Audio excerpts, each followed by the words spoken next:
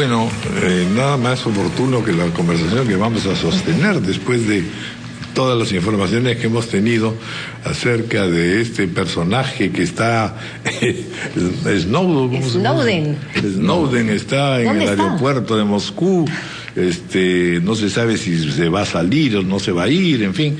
Y naturalmente aquí localmente también hemos estado hablando del cambio de época, cómo las cosas se vuelven pues absolutamente inverosímiles, participativas, en fin. Estamos con el doctor Fernando Miró Linares, decano de la Facultad de Derecho de la Universidad de Elche, Alicante, España, director del Centro Criminal y experto de la Conferencia de Ministros de Justicia de Iberoamérica. Bienvenido, gracias por estar con nosotros. Muchas gracias. Bueno, ha venido a Lima para un taller técnico sobre la ciberdelincuencia, por eso que ahí ha sido todo este proyecto. Sí. O sea, estamos metidos, así como hemos avanzado, crecido y desarrollado asombrosamente, metidos también en el desarrollo de la ciberdelincuencia. Sí, ¿Qué cosa es? ¿De qué hablamos cuando hablamos de ciberdelincuencia? La verdad es que el progreso siempre lleva esas dos caras, ¿no? Entonces, en efecto, cuando hablamos de progreso también en materia de tecnologías de la información y de la comunicación, enseguida viene la otra vertiente, que es la utilización de ese progreso, de esas técnicas para la consecución de objetivos criminales.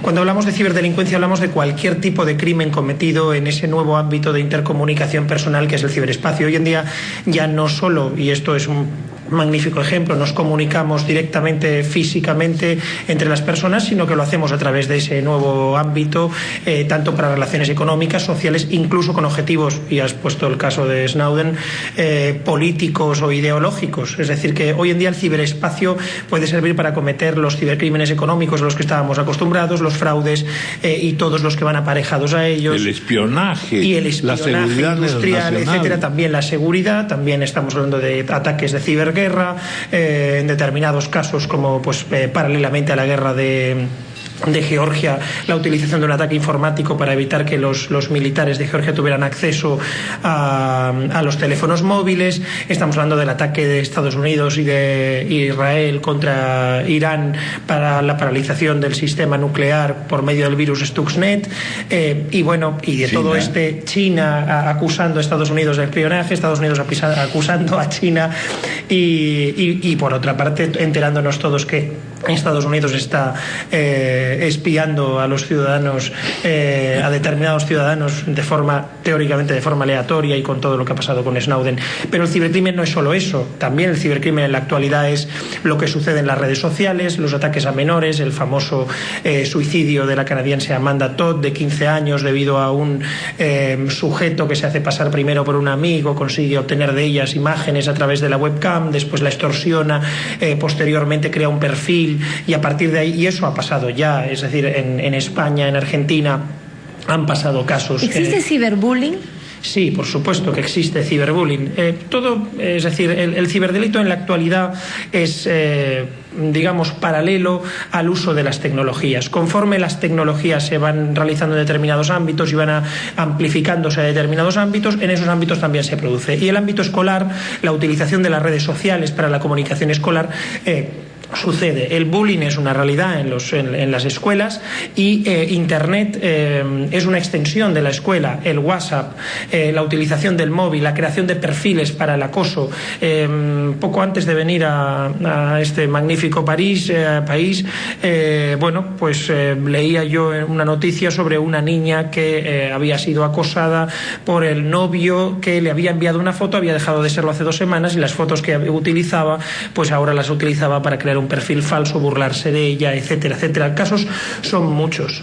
Y esos prácticamente no tienen control, porque además los que usted ha mencionado inicialmente tienen un objetivo: espiar, denunciar, bloquear, impedir.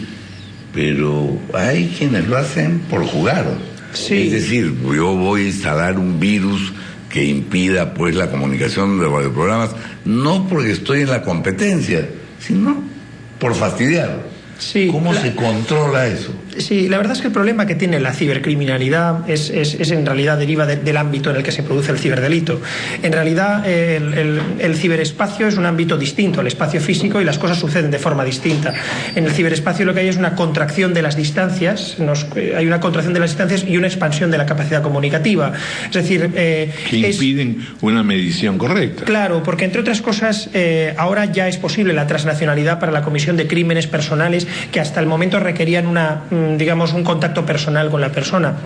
Además nos obligan a ser mucho más cautelosos a las propias víctimas potenciales, porque igual que en el espacio físico yo ahora puedo realizar un ataque y elegir el bien jurídico sobre el que voy a agredir a mi víctima, en el ciberespacio es necesario que la víctima haya incorporado los bienes, pero lo hacemos.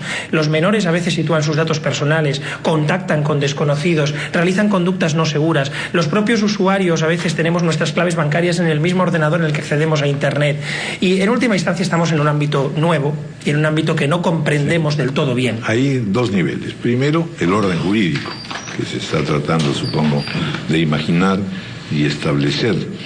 Y lo segundo, esta cosa que sigue siendo todavía pues tradicional, es decir, que los estados procuran defenderse de todo este tema tan complejo, sobre todo en lo ideológico y lo político. El ejemplo chino en ese sentido es admirable, pero de hecho la tentación de cualquier Estado es decir, prohíbas esto porque estos bandidos están aprovechando de tener información e intercambiarla sobre todo, ¿no es cierto? ¿Qué se puede hacer? ¿Qué se está haciendo? Bueno, coincido completamente. Sin a su vez no generar que ese nuevo orden jurídico sea violatorio de derechos humanos. Sí, esa es la tentación.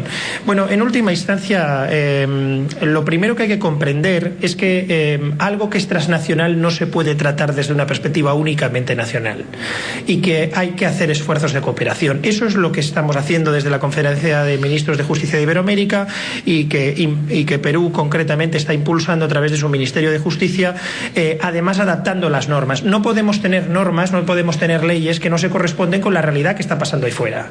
Tenemos que tener normas que realmente se correspondan con eso. Después hay que reconocer que aunque tengamos una buena legislación interna, como digo, Perú está trabajando en ello, si nos quedamos ahí de poco sirve cuando el ataque nos viene de fuera, cuando vamos a tener que pedir la cooperación y vamos a tener que pedir la identificación de una IP que está en Kazajistán o que está en Brasil o que está en España o que esté donde sea. ¿Cómo vamos a conseguir que eso realmente sea efectivo? Ahí es donde entra la cooperación judicial y eso es esencial. ¿Cuál es su posición como decano de una facultad de Derecho en el caso Snowden? ¿Usted cree que debería ser juzgado por haber hecho público que servicios de inteligencia estaban usando información de ciudadanos?